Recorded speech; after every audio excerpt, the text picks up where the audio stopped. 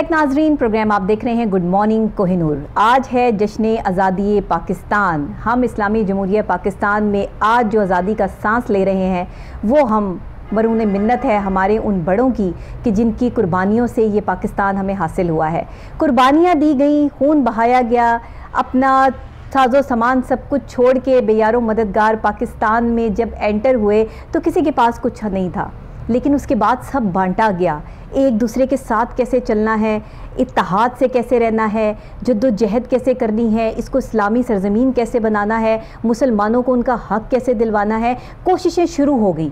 और फिर ये कोशिशें आज तक, जैसे कि हमने ब्रेक से पहले बात की, हमारे साथ प्रोफेसर नईम मसूद साहब यहाँ पे तशरीफ़ फरमा है और उन्होंने बताया कि ये फिर आगे कन्वर्ट होती गई। ये जिम्मेदारियाँ जो हैं वो इस्तकाम पाकिस्तान के आगे से आगे चलती गई और आज तक चल रही हैं और चलती रहेंगी। तो इन जिम्मेदारियों में एक नौजवान की क्या अहमियत है और एक नौजवान को कैसे अपना किरदार अदा करना है, ये भी हम प्रोफेसर साहब से ज़रूर पूछेंगे। जी प्रोफेसर साहब, मैं चाहूँगी कि बात का आगाज़ आप वहीं से करें जहाँ से आप। नबीहा, मैं नौजवानों के लिए अर्ज़ ये करने लगा था, जब मैंने ये कहीं बात गौर की या कहीं पढ़ी या अपने असाज़ा से सुनी या आप जैसे टैलेंटेड नौजवानों से सुनी, तो मैं भी एक दफ़ा हैरान हुआ था।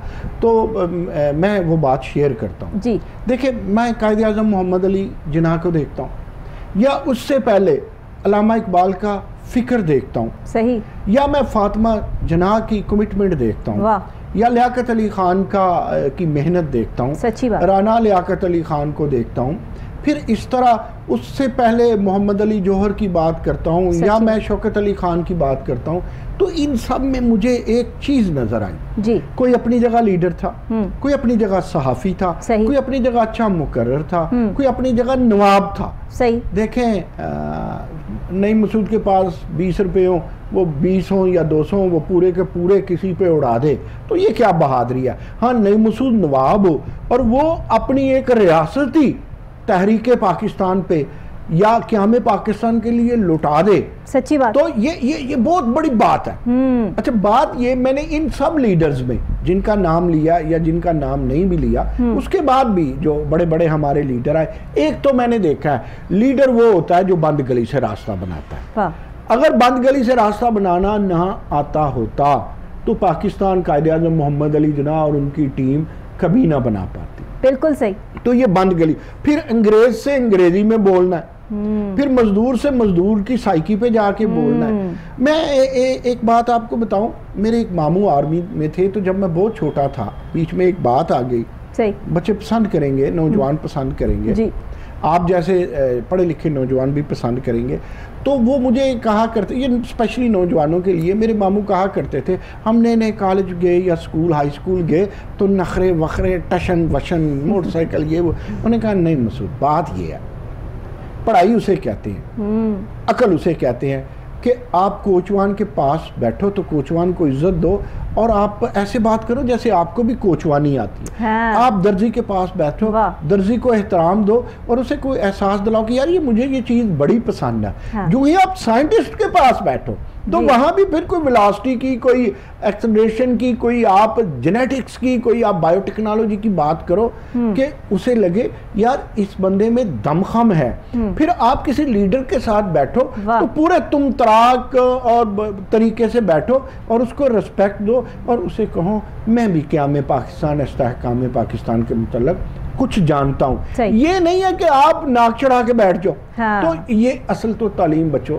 ये है। मैं ये अर्ज करूं कि आप देखें, जो बड़ा कायद होता है ना, वो भुट्टो की शक्ल में हो, वो नवाज शरीफ की शक्ल में हो, वो इमरान खान की शक्ल में हो, वो दिलों में घर कब करता है? जब आप जैसी आम आदमी जैसी हरकतें करता है, आम आदमी जैसे कपड़े भी पहनता है और आम आदमी का दिल भी लूटता है। जब दिल लूटता है ना तो फिर सियासत में मेले भी लूट लिए जाते हैं। तभी लोग आज तो नौजवानों का सियासत में बहुत किरदार हो गया। बिल्कुल किरदार है। लेकिन दो बातें यहाँ करूँगा जी, मेरी वो बात रहेगी जिससे शुरू, लेकिन इसके बाद फौरी मैं उस तरफ आऊंगा। जी जी जरूर। मैं नौजवानों को कहता हूं कि एक दौर चल गया, 2016 ऑक्सफोर्ड डिक्शनरी में एक लफ्ज आया था पोस्ट ट्रुथ। उसका दौर दौरा है जिसने पाकिस्तान की सियासत को और तमीर और तरक्की के आगे हार्डल्स बनते हैं या स्पीड ब्रेकर बनते हैं। वो पोस्ट ट्रुथ क्या है? सही, पोस्ट ट्रुथ ये है कि आप गलत बयान नहीं करते हैं, आप झूठ से काम लेते हैं, है आपके कौलो फेल में तजाद, लेकिन जो आपने छोड़ दी ना, पंजाबी वाले कहते हैं ना बड़ी बड़ी छोड़ दी, ऐसे भी करते हैं, बल्कि अब तो ऐसे भी करते हैं। तो जब आप बड़ी बड़ी छोड़ते हैं तो जब तक सच सामने आता है बात बहुत आगे निकल चुकी होती है। बात ये सोशल मीडिया है ना, इससे ये जो conventional media, main stream media, इससे बात बहुत आगे निकल चुकी होती है। फायदा होना हो फायदा हो चुका होता है, नुकसान होना हो तो नुकसान हो चुका होता है। सही बात। लेकिन अच्छा लीडर माजी में वो ट्रुथ से चलता था, बल्कि यूनिवर्सल ट्रुथ से चलता था, झूठ नहीं, बेपरकी नहीं उड़ाता था और कैश नहीं कर लेता था। एक तो पोस्ट ट्रुथ से बचना है, सही बात, ट्रुथ के साथ रहना है। और ये नौजवानों ने खुद समझना है कि कौन सा सियासतदान, देखिए सियासतदान जब तक स्टेट्समैन नहीं है तो वो सियासतदान नहीं है। सही। सियासतदान अगर हिर्सो हवस की राह पे चलता है तो अकल के उसके दरीचे बंद हो जाते हैं। सियासतदान अगर अवामी दर को वाह करता है तो फिर उसके लिए और मुल्क के लिए खुशहाली के दरीचे खुले रहते हैं। तो एक और बात, ये बात मैं कर दूं, वो ट्रंप के दौर में अमेरिका में चली, वो थी नबीहा, बड़ा खूबसूरत लफ्ज़ उन्होंने कहा। मुझे एक मेरे दोस्त है वजाहत मसूसा, बहुत बड़े स्कॉलर हैं, उन्होंने कहा ये कभी माजी में फिल्म भी थी, मैंने समझा ये नई टर्म है, उन्होंने मेरे इल्म में इजाफा किया, वो थी गैस लाइटिंग। गैस लाइटिंग होती है, नौजवानों बचना है उन सियासतदानों से, वो जो इतना झूठ बोले, इतना झूठ बोले, इतना झूठ रिस्क भी खा जाता है, कौम भी खा जाता है, टैलेंट भी खा जाता है। तो वो इतना झूठ बोले कि सच साबित होना शुरू हो जाए। क्वेश्चन से पहले अपनी असल बात कर दूं, उन सब लीडर्स में जिनका तहरीक पाकिस्तान में मैंने नाम लिया, उनको अपनी भूख पे कंट्रोल था। जरा गौर कीजिए, उनको भूख के अलावा अपनी नींद पे कंट्रोल था, जो मैंने कहा, मैंने रिसर्च की। तीसरा, उनको अपने इंतजार पे कंट्रोल था। सच्ची बात। एक बंदा मुझे बता दें, इस कैमरे के पीछे वाला शख्स या प्रोडक्शन में प्रोड्यूसर की बात, नईम मसूद जैसे तालिब इल्म की बात, आप जैसे डॉक्टर की बात, नबीहा, जो भूख कंट्रोल कर सकता है वो हिर्सो हवस नहीं खाता। सही। जो इंतजार कंट्रोल कर सकता है वो शॉर्टकट पे नहीं चलता। आपको पता है शॉर्टकट हमेशा नाहमवार होते हैं। ऐसे ही है। और देखें, फिर जो नींद कंट्रोल कर लेता है उसका आज का काम कल पे नहीं जाता। ये जिसने फेसबुक बनाई है ना, ये कहता है जब लोग जाग रहे होते हैं मैं उस दिन का अहम ही तो नहीं सक्सेसफुल बनता। सही। ये फेसबुक बड़ी मेरे नौजवान यूज करते हैं ना, तो मुझे अचानक याद आ गया। वो कहते हैं मैं जब लोग जाग रहे होते हैं, नाश्ते वाश्ते के चक्कर में होते हैं, उन्होंने सिरी पाए खाने हैं या दही खाना है या चाय पीनी है या बेड टी, मैं उस दिन का काम अपने स्केड्यूल के मुताबिक मुकम्मल कर चुका होता हूँ। तो मैं बात खत्म करता हूँ। देखें, इंतजार पे कंट्रोल, भूख पे कंट्रोल, नींद पे कंट्रोल, जिस कौम को आ जाए वो ग्लोबल विलेज की चौधरी कौम हो सकती है। और अगर ये तीनों चीजें होंगी तो साइंस एंड टेक्नोलॉजी होगी, ये साइंस एंड टेक्नोलॉजी होगी तो रिसर्च होगी। जब ये सारी चीजें होंगी तो फिर आप रैंकिंग कर सकेंगे कि कायदे आजम से लेके आज तक किसकी रैंकिंग किस मकाम पे आती है सियासतदान की, आज के की भी, माजी बैद के की भी, और ये बीच में जो बाजी करीब का है उस पे भी। हमें पहुंचना है यहाँ नबीहा। हम अभी रैंकिंग पे नहीं पहुंचे, अभी तो हम कभी वो जो है ना 50 लाख घर और 1 करोड़ नौकरियों में फंस जाते हैं, या रोटी कपड़ा और मकान में फंस जाते हैं, या हम सरसब्ज पाकिस्तान में फंसते फंसते सब्ज बागों में फंस जाते हैं। जिस दिन मेरे नौजवान ये रिसर्च कर लेंगे कि कहीं कायदे आजम का दूसरे नंबर पे या तीसरे नंबर पे तो नहीं आगे, लियाकत अली खान दूसरे तीसरे नंबर पे तो नहीं आगे, बेनज़ीर भुट्टो कहाँ है, इमरान खान कहाँ है, इन सब की अब आप कहेंगे sir is it possible? Yes, यूनिवर्सिटियां करती हैं। तरक्की याफ्ता ममालिक में जो सोशल इंजीनियर है, जो सियासियात का है, हाँ। हिस्ट्री की बात कर रहे हैं ना आज, जो हिस्ट्री के माहिरीन है वो ये काम किया करते हैं। अगर किसी को नहीं पता तो वो जाकर के अमेरिका में देखें कि वो 700-800 प्रोफेसर्स को, फिर जूनियर प्रोफेसर्स को, फिर यंग प्रोफेसर्स को,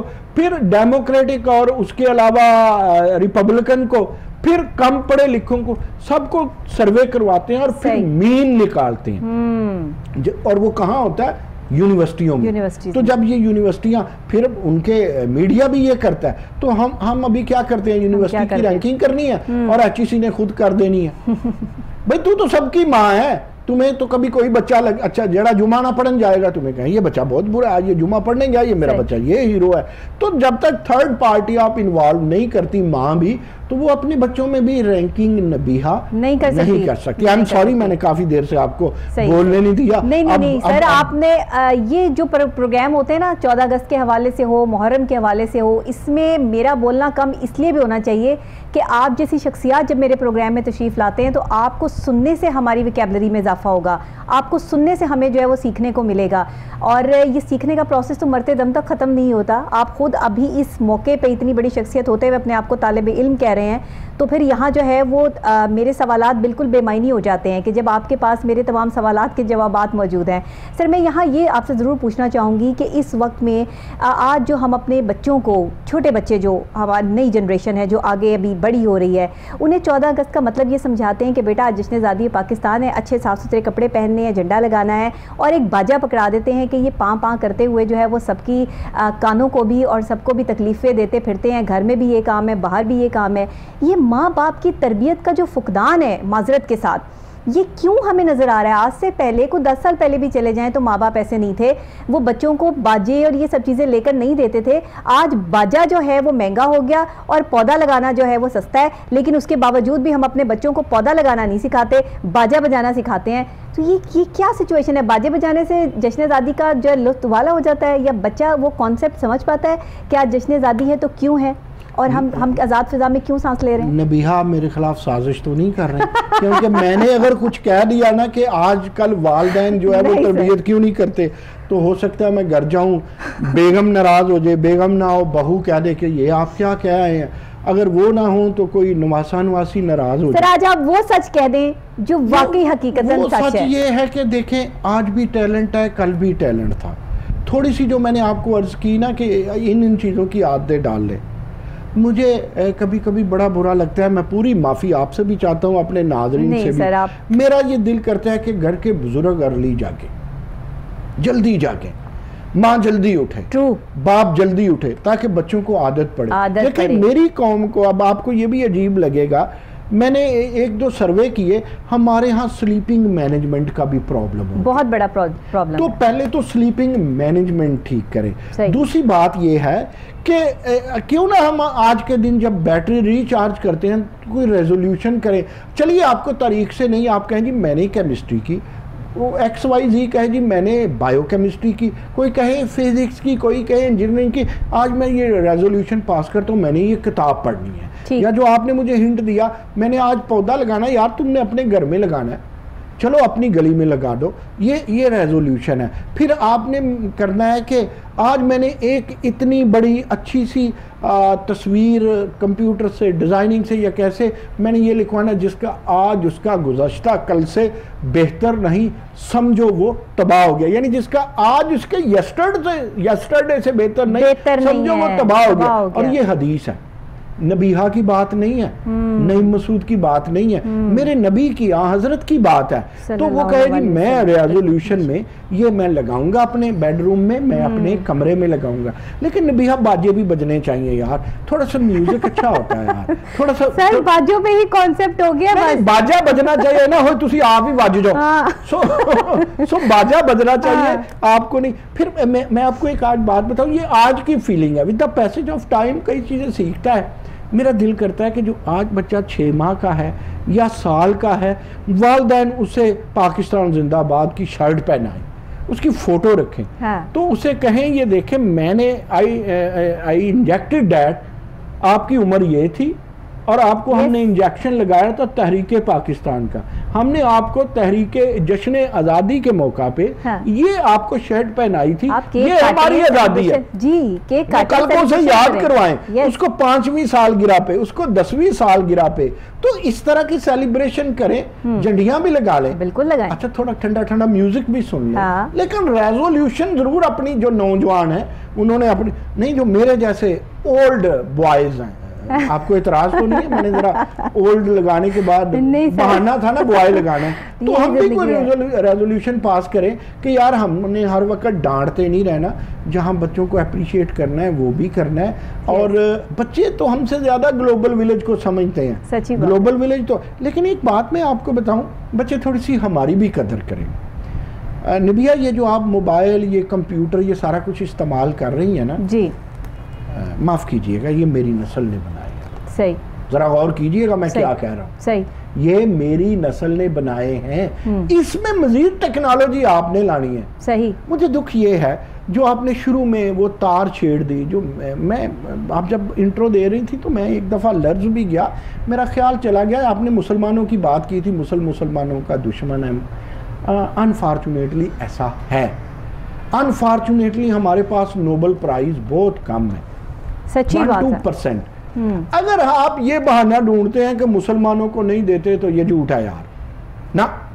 मेहनत का रास्ता और दरिया का रास्ता, चढ़े हुए दरिया का और खिली हुई मेहनत की खुशबू को कोई नहीं रोक सकता। ना कोई हिंदू रोक सकता है, प्लीज ये गलत बात ना करे, ना कोई यहूदी रोक सकता है, ना कोई ईसाई रोक सकता है। जब आप कामयाब होते हैं ना तो पूरा माहौल, पूरा इकोसिस्टम आपकी कामयाबी में आपके साथ गुनगुनाता है। जरा कामयाबी की कोशिश तो कर लीजिए। ऐसे ना कहें मैंने सुबह उठना ही नहीं, मुझसे पहुंचा ना जाए। तो कुछ एक मुझे बात छोटी सी सुना लेने दीजिए। जी जरूर। एक शख्स था मेरी तरह बड़ा सुस्त सा, तो उसने बेगम को कहा कि मैं वड्डी सरगी वेले ना वो बेलेपुर जाना है। वड्डी सरगी कहते हैं सहरी का टाइम जब रोजा रखते हैं। तो उसकी बेगम ने कहा ओके। अब बेगम उसको उठा रही है, वो नहीं उठ रहा, बारिश हुई, छत टपकना शुरू हो गया और वो छत, वो पानी कतरे कतरे उसके बेड पे, वो उठा इधर हो गया, मुंह उस तरफ कर लिया, पाँव उधर कर लिए, फिर भी नहीं उठा। थोड़ी सी चारपाई खींच ली, 10 बज गए। ओए कर्मा वाले उठ जा, तुमने तो बेलेपुर जाना था। हाँ। उसने कहा बीबी तू मुझे माफ कर दे। जो उठ के छत का टपकना बंद करने नहीं गया अभी तक 10 बजे तक, तो वो उस टाइम बेले वाले जाएगा। यही आजकल हमारे हर जो है वो घर में। तो बात ये है मेहनत करनी पड़ेगी। इस सवाल लेने से पहले मैं आपको एक बहुत बड़ी हकीकत बता दूं। जरूर। आप पिछले 40-50 सालों पे जरा गौर करें, हिस्ट्री की भी बात। आप ये जो मुसलमानों की बात की मैंने, नोबल प्राइज का आपको कह दिया। अनफॉर्चुनेटली मैं तो कहता हूं एक कश्मीरी अगर नोबल प्राइज याफ्ता होता, सही ठीक है, नोबेल लॉरिएट होता, तो उसकी आवाज कहां तक जाती, किन ऐवानों में जाती कि भाई कश्मीर में आपने क्या कर दिया, आपने 370 खत्म करके 35A करके उनकी आजादी तो पहले ही सलब की थी, आपने उनकी खुसूसी हंसी। तो एक अगर नोबेल लॉरिएट बात करता तो वो अजान बनती। खैर बात मैं ये करना चाह रहा हूं कि देखिए, अगर आप मेहनत करते हैं, आपकी सिर्फ आवाज नहीं होती, उसकी गूंज भी होती है। बिल्कुल सिर्फ गूंज नहीं होती, उसकी बाज़गश्त भी होती है। तो आज के दौर में मुसलमान को साइंस और टेक्नोलॉजी में इतना आगे जाना होगा कि लोग कहें कि ये वाकयात। और हमारे लोग अमेरिका में, बरतानिया में ना सिर्फ उनके सियासतकारों में शामिल हैं, ना सिर्फ उनमें तख्तो ताज उन्होंने बांटा हुआ है, बल्कि वो बड़ी पोस्ट पे काम कर रहे हैं, अदारों में भी हैं। हमारी यूनिवर्सिटियां प्लेजरिज्म से बाहर निकलें, हमारी यूनिवर्सिटियों के इंडस्ट्रियल लिंक होने चाहिए, हमारी यूनिवर्सिटियों में कंसोर्शियम हो, एक यूनिवर्सिटी रोज हम यूनिवर्सिटियां बनाते रहे, क्वालिटी हो ना, तो हमारी यूनिवर्सिटियों में वो भी हो, हमारी यूनिवर्सिटियों के अपने हॉस्पिटल हो, अपने स्कूल भी हो, अपने फार्मेसी सेंटर भी हो, कम्युनिटी को फायदा हो, कम्युनिटी सेंटर्स बने यूनिवर्सिटी। जब तक ये सब कुछ आप नहीं करेंगे, आप बस ये कहेंगे कि हमें नोबेल प्राइज, आपको कामयाबी को कोई नहीं रोकता, मैं ये दोबारा ये कहता हूँ, लेकिन कोई उठे तो सही, कोई तो हो जो मेरी वहशतों का साथी हो। तो क्यों ना हम आज ऐसा रेजोल्यूशन करें। फिर वो जो आपने कहा कलम नहीं पकड़ते, बच्चे लिखते नहीं है। लिखना यार, बुरी गजल लिखें। अब शायर होने के लिए कोई PhD की तो जरूरत तो नहीं है, सही बात है, थोड़ी सी अकल की जरूरत है ना। वजन तो सारी जिंदगी में ठीक रहना चाहिए, सही है, तो वजन तो रहना चाहिए, तो जरूरी है। आप कलम पकड़े, आप किताब पकड़े, आप सबसे बड़ी बात है सोच पकड़े। आज भी पाकिस्तान देखें आबादी में हम टॉप 10 में हैं, उस टैलेंट में हम हैं। मैंने वो आपको एग्जांपल दी कि हमें लोग कहते हैं आओ स्कॉलरशिप लो। अब फिर मसला कहाँ है?